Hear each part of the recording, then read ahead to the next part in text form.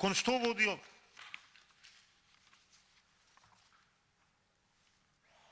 И да го дозавршам моето прашање.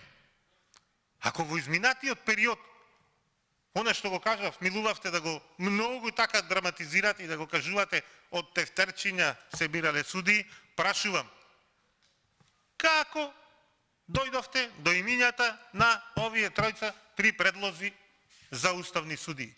Од чии тефтерчина се излезени Татјана Васич Бузаджиева, Љубомир Јовески и Фатмир Скендер? На кого насон му дојдоа овие луѓе, бидејќи во судница Татјана Васич Бузаджиева во својата кариера нема влезена како судија, како обвинител, за да може да кажеме дека истакнат правник и сега со чисто срце да можеме да го прифатиме вашиот предлог, да кажеме да, женава вреди, че ја гласаме за уставен судија. Допирна точка немала со правосудниот систем во државава. Исто како мене сега слично од стоматолошка ординација да ме земете штрак уставен судија, истакнат правник, стоматолог, не знам шо. Не чинил Саво Климовски, што не можам, после кога ги читам биографиите, не можев да ги дочитам биографиите на Саво Климовски, Народна Живковска, чинела Татјана Васич, што работела во Министерство за правда, во Министерство за образование и за здравство, како советник на министрите, административен соработник, работник.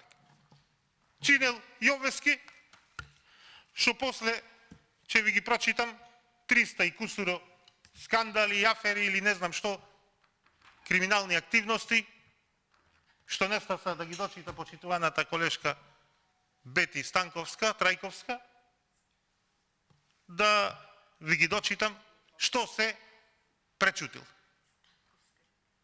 Затоа ви, тоа е критериум. Заради тоа што молчел како и вие. И се со молчење си поминува во државава. Како што кажа почитуваниот новинар, карванот си врви, кочињата си лаат. Државните пари завршуваат во приватни џебови. Молчењето е за тоа. Се чудат луѓето. Знаете кај е перцепцијата за политичарите? Како не докрадовте вела од ова држава, како уште ова држава се најдуваат пари за толку многу што се кради во сите овие изминати години? Еве, уште еднаш ќе го поставам прашањево. Од кое тефтерче произлегоја тројцава кандидати за уставни судии? Ако некогаш еве се бирало од тефтерчиња, сега од што се бира? Ни тефтерче нема. Од некој пусулче, бидејќи на некој напамет му паднало за да му го штити после криминалот, или заради што му издавал лиценци, ќе го зборувам и тоа, за дозволи за преработка на отварање на погони на марихуана и слично во министерствата каде што работи. Но вие гласате. Ваша е одговорноста.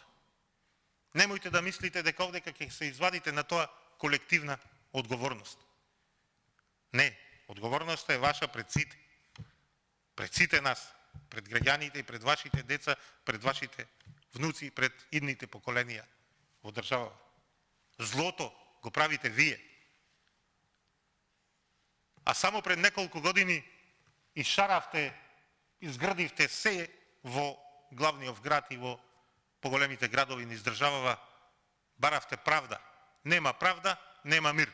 За ваква бе правда ги шаравте институциите? За Љубомир Јовески, што уста има јазик немал во сите овие години? За Татјана Васич Бузаджиева? За Фатмир Скендер? За ваква правда, за да бидат вакви луѓе поставени за уставни судии? Ај, смешно е.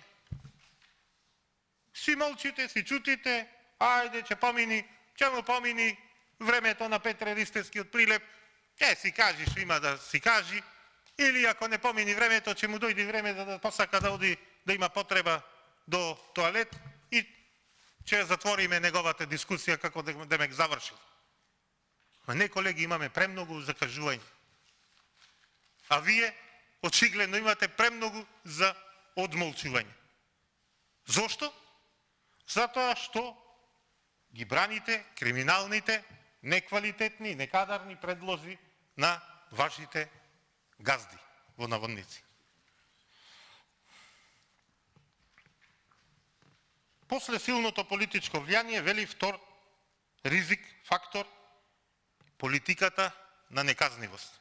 Сето ова е поврзано едно со друго и во некој дел можеби ќе се повторувам, но навистина сакам во мојава дискусија денеска до детали да ги разјаснам состојбите во овој дел од како функционира во овој дел системот.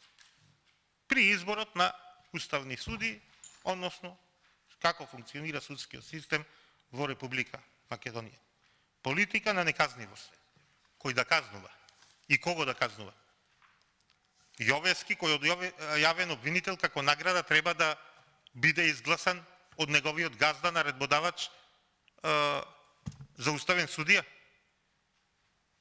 Татјана Васич Бозаџиева, кој во изминатиот период разни министри кои се сменувале во министерствата, ја преместувале од едно во друго министерство за да му ги работи валканите работи.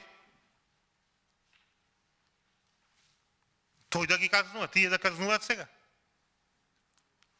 И пак, велам, сето е поврзано, на крајот, сето тоа резултира со едно нешто. Недоверба кај граѓаните. 8%, а ја ви гарантирам дека е многу помалце од тие 8%, многу близко до нула. Како што кажав, ова е 8%, се должи на клиентелизмот на тие кои ја дале поддршката на судскиот систем дека добро функционира во државата. На кацарска политика на неказнивост. На адвокатите, судиите кои споврзани во не знам какви афери и шеми премолчуваат и ги слушавме и во тие некои бомби кои ги разоткриваат и вашето владење го разоткриваат за како за огромни милионски суми на евра договарале и кажувале како ќе завршат судењата, како ќе завршат постапките судски. Како преку посредници од типот Бојан Јовановски алијас Боки 13 се изнесуваа пари во врејчи, во торби. Милиони евра за поништување на пресуди, кои завршувале, кажа точно каде, во Вила парк во Стримица, кај Зоран Ивице Заев.